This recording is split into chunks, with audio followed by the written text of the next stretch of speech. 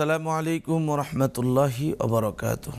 সম্মানিত দর্শক শ্রোতা, আজকে আমরা সূরা আবাসা নাজিলের ইতিহাস সম্পর্কে আলোচনা করব।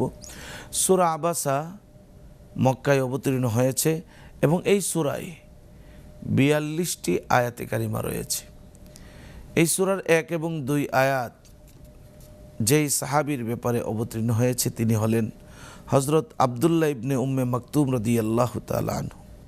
এই সূরা নাজিলের ইতিহাস সম্পর্কে তাফসীরের কিতাবের মধ্যে এসেছে হযরত আব্দুল্লাহ ইবনে উম্মে মাকতুম রাদিয়াল্লাহু তাআলা আনহু রাসূল করিম সাল্লাল্লাহু আলাইহি ওয়াসাল্লামের খেদমতে এমন সময় উপস্থিত হলেন যখন রাসূল করিম সাল্লাল্লাহু আলাইহি ওয়াসাল্লাম মক্কার নেতৃস্থানীয় ব্যক্তিবর্গের সঙ্গে আলোচনা করছিলেন।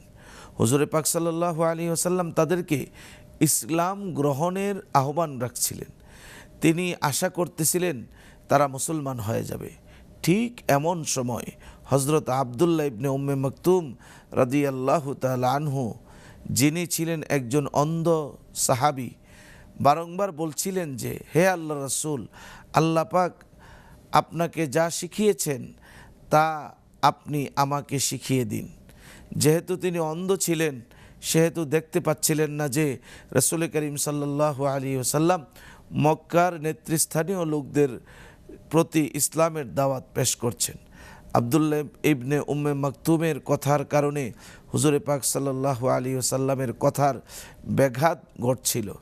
এই জন্য হুজুরে পাক সাল্লাল্লাহু আলাইহি ওয়াসাল্লামের চেহারা মুবারক একটু বিরক্তি ভাব ফুটে উঠেছিল, আর তা আল্লাহ তাআলার কাছে পছন্দনীয় হয়নি। তখনই আল্লাহ সুবহানাহু ওয়া তাআলা এই সূরার প্রথম দিকের আয়াতে কারিমাগুলো নাজিল করেছেন। আল্লাহ তাআলা আমাদেরকে বুঝার তৌফিক দান করুন। আস্থা, নিরাপত্তা ও প্রগতির সাথে প্রযুক্তির সমন্বয়ে গ্রাহকদের সর্বোচ্চ মানের ব্যাংকিং সেবা প্রদানই কমিউনিটি ব্যাংকের লক্ষ্য।